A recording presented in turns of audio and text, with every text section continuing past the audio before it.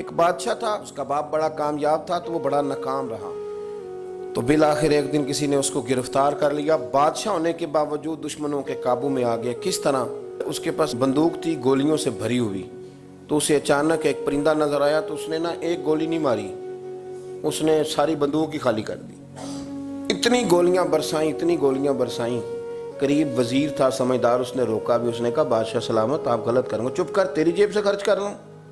گولیاں برسائیں تو وہ بندوق خالی ہو گئی، اب پرندہ بھی نہ مرا۔ جب واپس نکلے تو دشمنوں نے گھیر لیا، اسلحہ پاس کوئی نہیں تھا، گرفتار ہو گیا وزیر سمیت۔ تو کہا کہ وہ تم مجھے روک کیوں رہے تھے؟ تو اس نے کہا بادشاہ میری جرت تو نہیں، لیکن وہ جو آپ جس کو گولیاں مار رہے تھے وہ پرندہ نہیں تھا، پرندے کا سایہ تھا، آپ نے سائے پہ ہی ساری بندوق خالی کر دی، سوچا سمجھے نہیں، اتنی جلد بازی کی آپ نے کہ پرندہ بھی نہیں، سایہ تھا، آپ نے گولیاں مار دی۔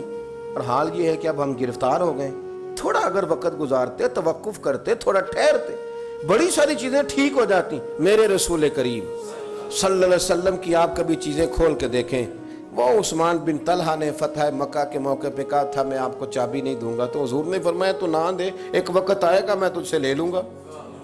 10 سال گزر گئے، اللہ کے نبی تھے نا، سویرے بھی سارا کچھ ٹھیک ہو سکتا تھا، پر 10 سال بیت گئے، 10 سال کے بعد جب مکہ فتح ہوا تو پھر رسول کریم نے فرمایا پھر چابیوں کے بارے میں کیا خیال ہے؟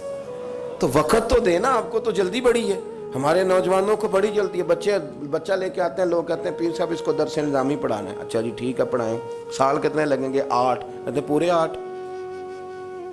ہاں جی پورے 8 سال، تو میں کہتا ہوں 8 سال میں بھی یہ عالم نہیں بنے گا، میں صحیح کہہ رہا ہوں۔ درس نظامی جب بچہ پڑھ لیتا ہے تو اسے علم پڑھنے کا طریقہ آتا ہے، پھر ساری زندگی مطالعہ کرنا ہے، پھر ساری زندگی ریسرچ کرنی ہے، پھر کتابیں پڑھنی ہے، پھر محقق بننا ہے، ورنہ آپ کی تعلیم مکمل ہوگی لیکن آپ کے لفظوں میں کچھ بھی نہیں ہوگا۔ اس کے لیے آپ کو پڑھنا ہے، ساری زندگی سیکھنا ہے۔ اور میرے نبی پاک علیہ السلام نے جو ہمیں کہا تھا نا کہ ماں کی گود سے لے کر قبر کی گور تک، حضور اتنا لمبا پیریڈ دے دیا آپ نے پڑھنے کا۔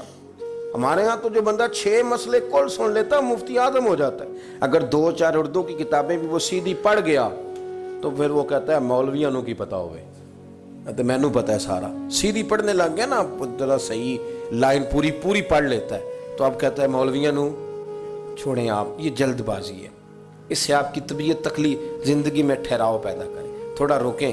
اور میرے ابا جی کہا کرتے تھے پتر وٹا بھی کدھر پیار روے صحیح پارا ہو ہی جاندہ ہے، لیکن اگر وہ کھڑا نہ ہو، کبھی ادھر بھاگے تو پھر تو جو ساتھ وزن ہوتا ہے وہ بھی ادھر جاتا ہے۔ جلد بازی نہیں کریں، بھاگے نہیں، کبھی بھی آپ بغیر اطمینان کے اپنی زندگی نہ گزاریں، سکون میں رہیں۔ آپ اس دین کے ماننے والے ہیں جو بڑا ہی میٹھا ہے، جو بڑا ٹھنڈا ہے، جس کے اندر راحت ہے، جس کے اندر سکون ہے، جس کے اندر خوبصورتی ہے۔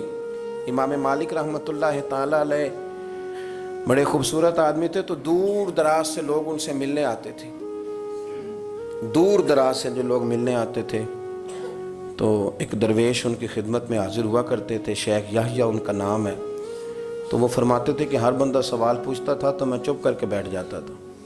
مجھے کسی نے کہا کہ آپ کیوں نہیں کوئی بات پوچھتے؟ تو میں نے کہا مجھے مزہ لینا ہے اپنے شیخ کا۔ کہا وہ کس طرح؟ کہنے لگے دیکھنا وہ خود پوچھیں گے کیسے آئے ہو، کہاں سے آئے ہو، کوئی بات تو نہیں کرنی۔ تو کہتے ہیں یہ تو مزہ تب آئے گا نا جب چپ کر کے بیٹھیں گے۔ کیا کہا تھا کسی نے؟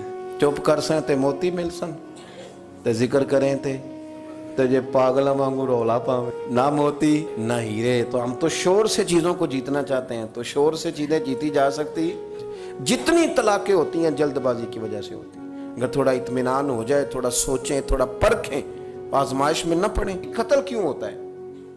غصہ بڑا تھا، میں نے اپنے ہاتھوں سے سزا دینی تھی، میں نے یہ انتظار ہی نہیں کیا کہ رب بھی تو سزائیں دیتا ہے نا، قیامت کو بھی تو عدالت لگنی ہے نا۔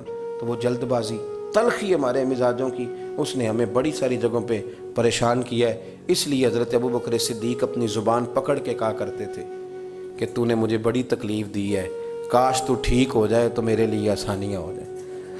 تو جلدی کرتی ہے بات کرنے میں، تو اذیت دیتی ہے تو میں بھی اذیت میں آ جاتا ہوں۔ ورتل القرآن ترتیلا، یارو ذرا ٹھہرو، ذرا رکو، ذرا سجدہ کرو تو ذرا خوش ہو کے کرو، درود شریف پڑھو تو پھر کیا ضرورت ہے تیزی سے صلی اللہ تعالی علیہ وسلم کہہ کے گزرنے کی، ذرا سکون سے پڑھو، سوچ کے پڑھو کہ کس کی بارگاہ میں سلام عرض کر رہے ہو، ذرا رک کے پڑھو، جب ذکر کرو تو ذرا اس کا ذائقہ لو، جب بات سنو تو اس کا لطف لو، جلد بازی آپ کو پریشان کرے گی، خراب کرے گی، چیزیں بگڑ جائیں گی۔ اللہ ہمیں اپنے محبوب کا صدقہ اطمینان قلبی عطا کرے۔